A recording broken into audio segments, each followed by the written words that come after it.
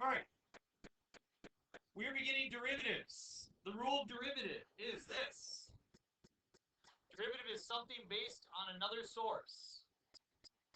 So in terms of x and y, it is the change in x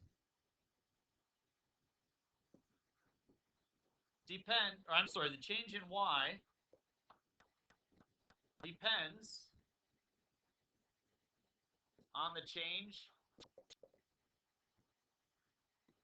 in x.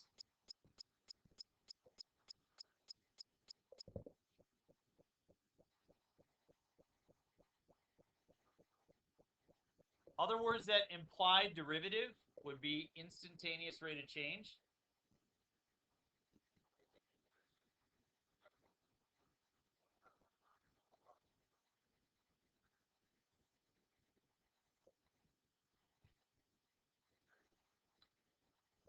Other names that imply derivative would be slope of a tangent line.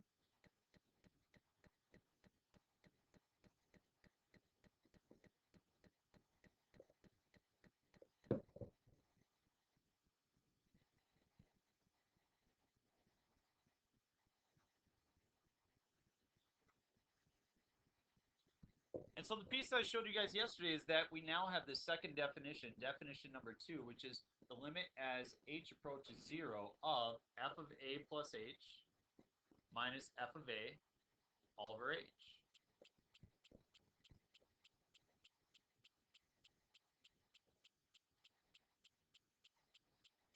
Now, the actual derivative is an operator. For example, you have an operator of addition, subtraction, multiplication, division.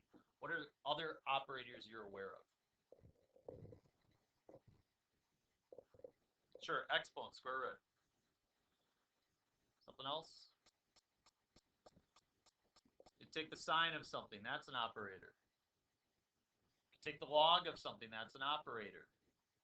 So you have these operators that when you do that to an expression, it changes it. Well, this is the operator. This is rather cumbersome to write as an operator, isn't it? And so what we write instead is f prime. So the derivative at point A is equal to the limit as h goes to 0 of f of a plus h minus f of a over h. So you just put the function, you put this little apostrophe here, and that means that we take the derivative. Where do we take the derivative at? We take the derivative at point A. What do we take the derivative of? Take the derivative of the function. So let's gain some understanding of what this derivative thing means. We want to arrange these in increasing order, okay? So we got f prime of negative 4, 1, 2, 3, 4. We got f prime of negative 3, f prime of negative 1, f prime of 1, and f prime of 3.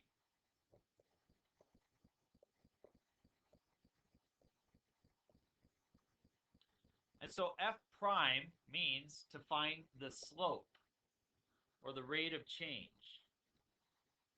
So how would you describe that slope or the tangent line at x equals negative 4? How would you describe that? Not just very steep, but very, very negative. How about f prime of negative 3? Yeah, looks like it'd be about 0, huh? F prime of negative 1.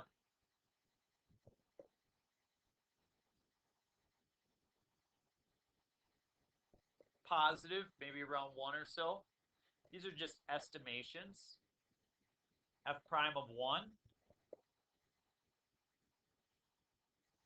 Maybe say negative 1. And F prime of 3, we'd say would be very positive.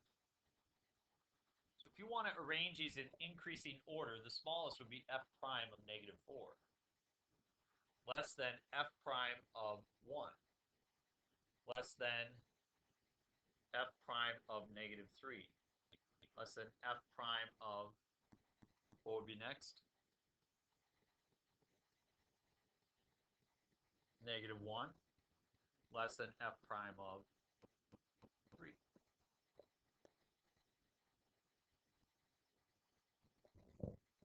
So flip it over, and why don't you try the next one? Here's another function. You try to arrange these values in increasing order from least to greatest, okay?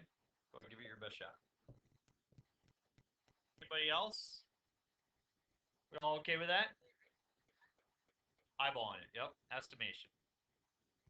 I would say that this is 100% correct in terms of its order, but I'm not coming up with exact values. It doesn't ask me to come up with exact values. So, everybody okay with that? Okay, let's look at a table, and let's understand some different types of phrases come up in the past. Here I have x, I have f of x, and I have f prime of x. It says find the average rate of change over the interval -2 to 4. If you want to find average rate of change, what is that? What is average rate of change? Okay, difference in y values divided by difference in x values, or really just the slope, y sub 2 minus y sub 1 over x sub 2 minus x sub 1.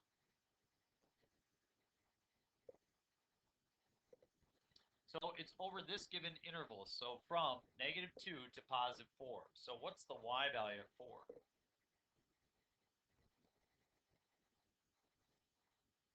Is it 6 or 12?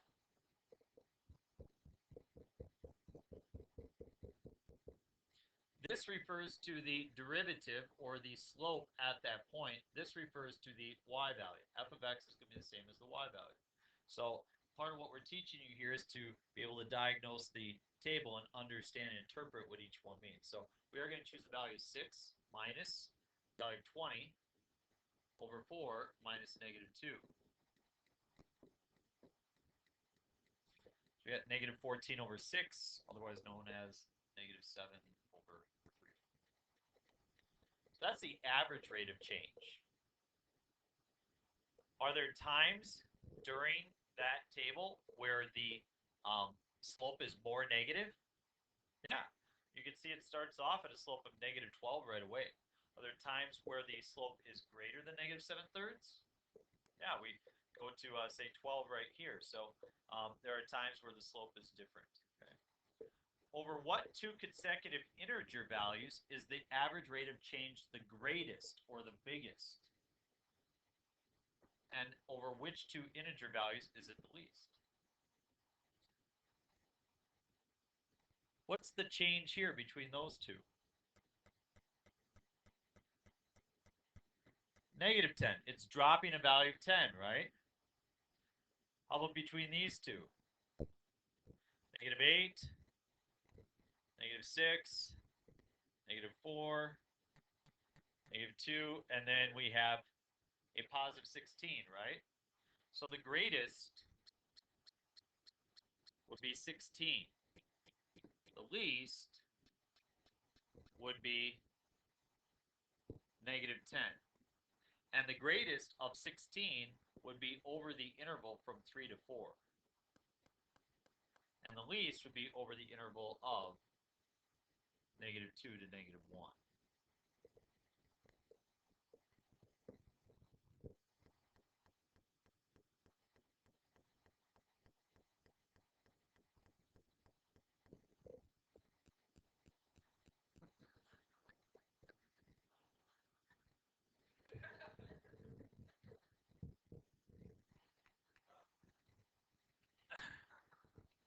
It's okay. We obviously don't understand the argument. So 3 coaches agreed with me when I brought it up. So.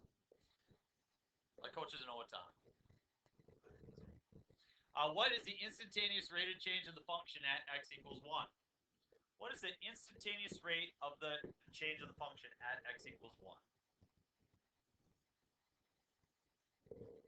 Yeah, the instantaneous rate of change is the same as the derivative. So if you ever hear that phrase, you're looking for f prime. So that'll be -5.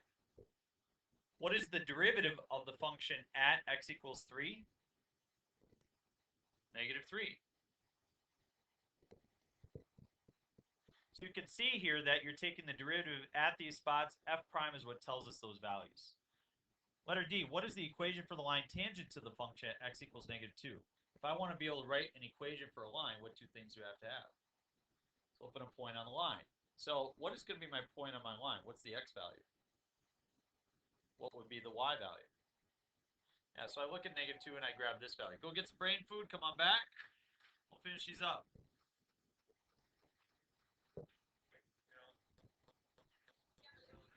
Or I'm gonna have prime rib, but no fat on it, you know? It's like, all right, okay, so here we go. So we're talking about equation for line tangents. We picked up -220, but how do I pick up my slope? How do I pick up my slope here? Yeah, the slope is -12.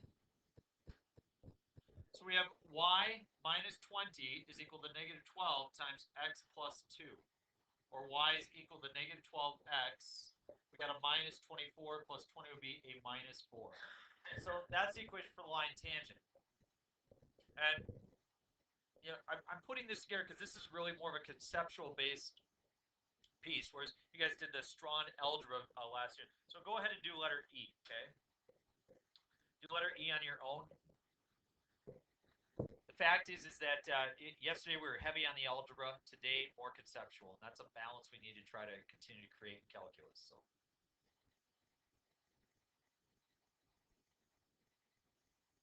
But again, I cannot stress enough the importance of that worksheet from yesterday, folks. You really got to own that. Yeah. Point on line is 0 what? 0, 2, and the slope is -7. So this is already your y-intercept, isn't it? So it's just y equals -7x plus 2. So very quick and easy to be able to identify that. Finally, this last example before we get to the next page is, what is the equation for the line showing the average rate of change over the interval -1 to 3? So if I want to know average rate of change, will I be selecting from f prime or just f of x? Just f of x. And I'll need 2 points, -1 something and 3 something. So it's -1 what? 10 and 3, -10. So given 2 points, can I write that equation? Sure, no big deal. -10 minus 10 is 20. 3 minus -1 is 4. I get, oh, I'm sorry, -20. Divided by 4 is -5. So my slope is -5. I will use -110 as the point on my line. Y minus 10 equals -5 times x plus 1. Or y is equal to -5x plus 5.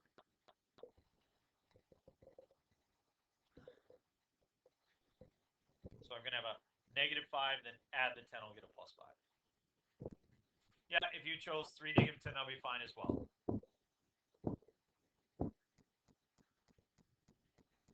Thank you for your input, Adam. Don't let Kale bring you down. All right, flip it over. All right, let's get something a little bit more challenging. It says sketch a graph of a function that satisfies the following. So this would be a great question in the AP exam. It says these are the conditions. Which graph satisfies these conditions? You're actually going to generate the graph here. What does f of 0 equal 4 mean? What is, you plug in 0, you get 4. So that's an actual point. Okay, so this is 0, 4 is a coordinate. So I've got that. Do we have other coordinates that we know? Yeah, you've got 1, 0.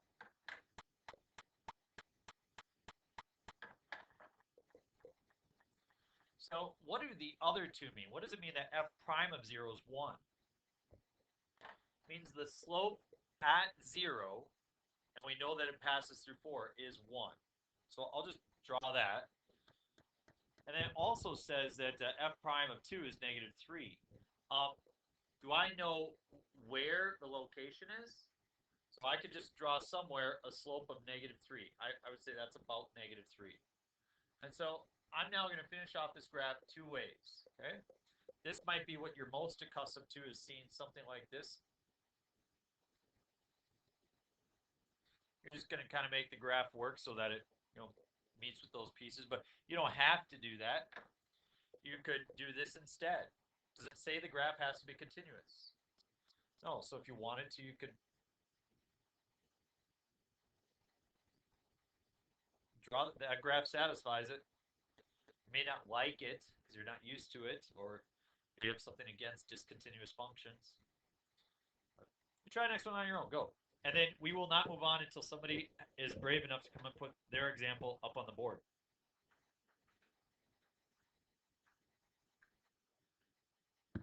Okay, let's get to the last type of question we want to look at today, and I would say that this is where people make their largest mistake on the test. So I put 3 examples for it this year so we can practice it very well. So it says the temperature of a pot of water is modeled by this function. C is Celsius in degrees is equal to a function of minutes. So as time goes by, the temperature increases. So, or changes, I should say. So explain in simple terms what F prime means. F prime is a rate. This means the rate at which the temperature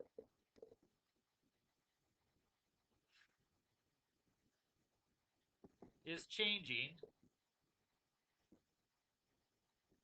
at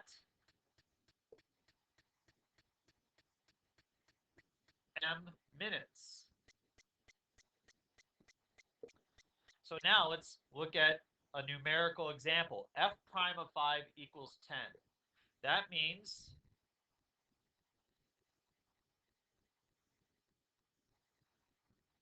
at what time? At 5 minutes, the temperature is changing at a rate of 10 degrees Celsius per minute.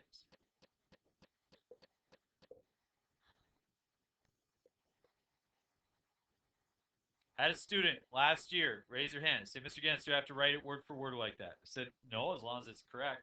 Like, okay, good. I said, well, you're pretty confident that what you have is correct. They said, yeah, it's basically the same thing. I said, well, why don't you read to me what you have? And they read it, and there were about 4 mistakes in it. So let me point out some of the mistakes, okay? Over the course of 5 minutes, the temperature of the water has raised 10 degrees. That is entirely incorrect. It has to be at 5 minutes. At that time, one specific point in time, instantaneous rate of change. Also, it's not 10 degrees. It's 10 degrees Celsius per minute. It is a rate. Okay? So those are very important pieces to have. You try the next one on your own. Distance the runner has traveled is modeled by that function. See if you can write those 2 pieces. Follow your example from above. If you'd like to word it differently, go ahead, take a chance, and then share it with us, and we'll tell you if it works or not. There is more than one way to write this.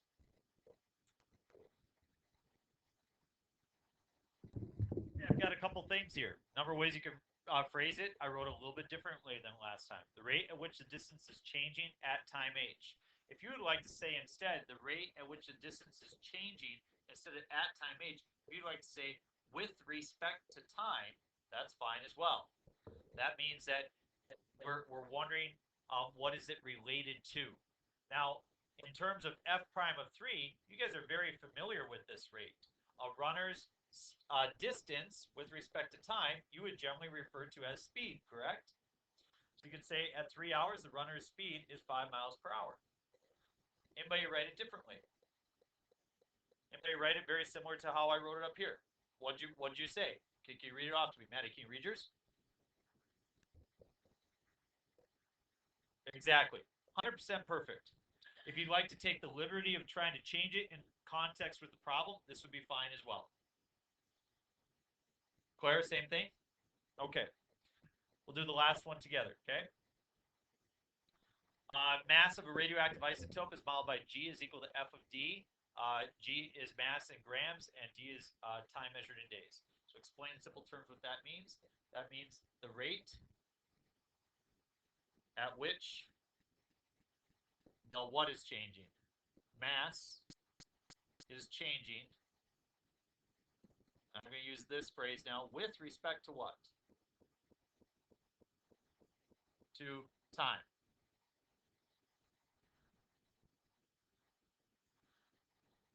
So should I say after 2 days or should I say at 2 days? At 2 days or on day 2, if that makes more sense to you as you write it in English, on day 2, the mass is changing at a rate of negative 0.34 watt per watt, grams per day. You must include the rate label, folks. And saying at or on, so that we know that it's instantaneous is very important, okay? Are we clear? All right, good work today. Very conceptual, not necessarily a really long assignment, but 2 through 7 and then 27 through 32. Yesterday's was very algebraic. This is a little bit different. I know you don't have anything to do this weekend, so I thought we'd give you some homework.